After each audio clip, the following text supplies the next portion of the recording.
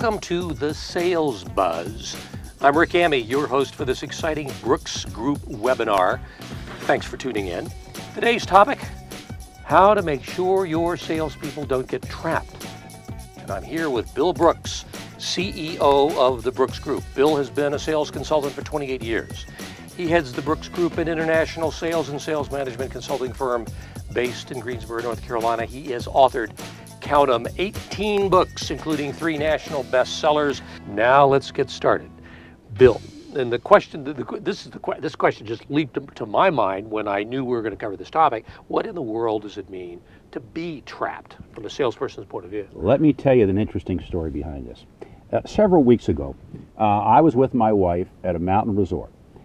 She was going to a seminar, and I accompanied her for a couple of days. And there was a gentleman there who was attending the same seminar that she was attending.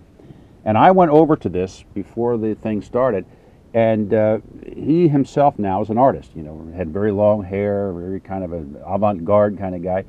And he and I were having a conversation, and after a while he said, well, what do you do? And we had a conversation about that. And as it turns out, he used to be a purchasing manager, and he said, would you like to hear how I used to trap salespeople?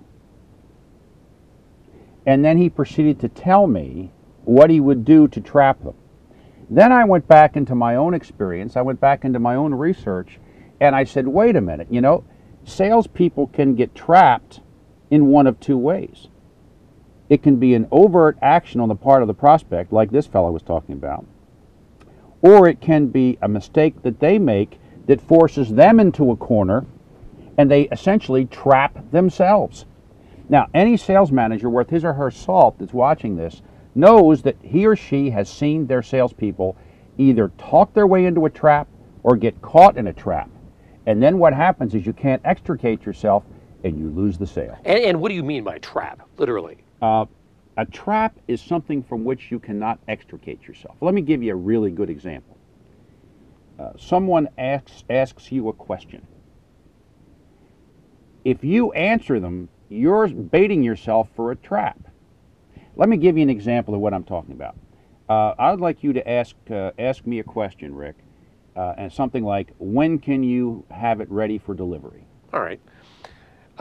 Well, we're thinking about buying from you. When can you have this particular product for delivery? Next week. Oh, that's great. All right. Now, think about this for a minute. Ask me the same question. When can you have this product ready for delivery? Well, let me ask you a question, if I might. When would you need it? Actually, I'd like to have it sooner than that, within the next 3 days. All right. Now, the second scenario was independent from the first one. Right. The way you answered it was perfect. But watch. Let's say that it's a totally independent environment. You didn't know anything about the first scenario. And you ask me this question again. When can you have it for delivery? And when can you have it for delivery? When do you need it? 3 days from now. All right. Now think about this. In the first scenario, I said we can have it next week. All right. I guarantee you, to make a sale, I can have it ready for you in 3 days. I asked you, when would you like to have it? I did not give you an answer. By answering, you give the wrong answer and you back yourself into a trap. Oh, I see. You want to leave it open. You want to leave it open. All right, here, let's take a look at it in a different way. All right. Ask me any question. How does your product compare to your chief competitor? Well, we're much better because we have better paint, better delivery, and better customer service. All right, now, ask me the same question again. How does your product compare to your chief competitor? Well, it really depends on what the customer is really looking for, because we all do it in different kinds of ways. What is most important to you about a purchase decision like this? Oh, I see what you're getting at. What you're doing is if you're not trapped, you can turn it back around and gather more information from the prospect. And then what you do is you reposition your presentation. Exactly. And here's what it is. You sell it to them exactly the way they want to buy it. Mm-hmm. All right, let me give you another example. How much does it cost? What kind of a budget range do you have in mind? Mm-hmm. See, you don't want to give them an answer. Okay, let's say, for example, you're a communicator, okay, Right. and you sell communication services. No. Let's say I said to you, Rick, when would you like to be able to, when can you come and deliver the seminar? Well, now let me turn it. Can I turn it around on Please. you? And let me tell you exactly what I do. Okay. So what'll happen is I'll be talking to a prospect, and a prospect will say to me, "We are really interested in doing this. How much does it cost?" And what I'll say, "Well, it depends. Tell me what it is you're trying to accomplish." There you are. There you are. How many people have you got in mind? How much time have you got that you want to invest? How soon do you need it? Have you got something going on right now that needs this to be done right away? And I'll bet, Rick, tell me if I'm wrong here. All right. I'll bet that you learned that by answering a question with a declarative statement and losing some sales early on, so you figured it out. Well, yeah, I found that if you don't establish the value of what it is you provide to the client on the front end, and you go, then you've got it backwards.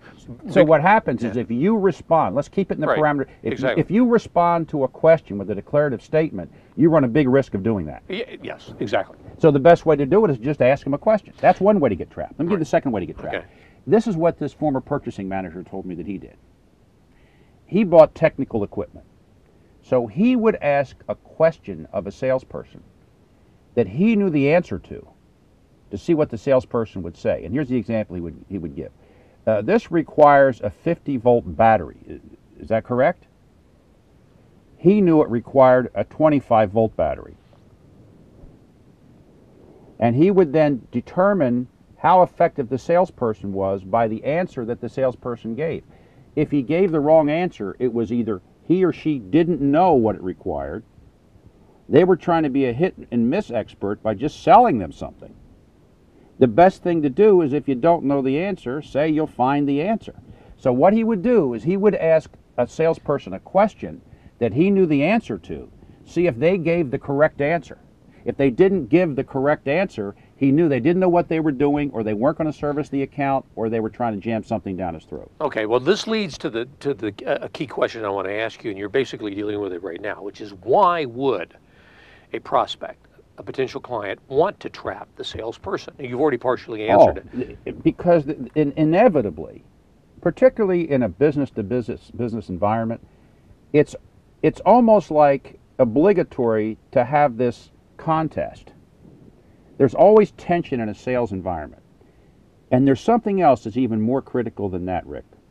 In today's business environment, the decisions that people make can impact their entire careers. They could lose their job with the wrong decision.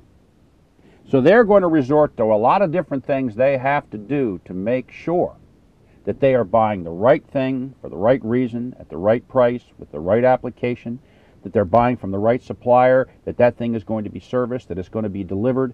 They're going to do everything they have to do. That's particularly true in the latter scenario.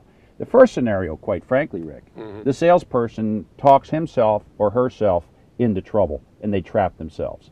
So either the prospect will try to trap you, or we trap ourselves. Well, how prevalent is this from the prospect standpoint of trying to trap the salesperson? I'm not so sure that it's a conscious thing. I think if someone's an experienced buyer of products or services, I'll do that. I've been in business a long time. I will ask somebody a question like I don't know to see what they say. And I can tell you right now if they know anything. And if they know anything, that's good. If they don't, I don't want to deal with them. So I think that it may be more prevalent than our sales managers out there and salespeople think it is. This is one of those little known, closely guarded secrets of buyers. Now, here's the other thing. I think the simple skill of answering a question with a question could be the most critical selling skill there is. And I don't believe that people are being isolated enough and taught that skill over and over and over again. And a lot of our recent work in our seminars, our audio programs, our CDs, our DVDs, all that kind of stuff, I'm spending a lot of time on this answering a question with a question. Here's what's really neat about this, Rick. This goes back to the 20s and 30s. This is old sales stuff, but it still works.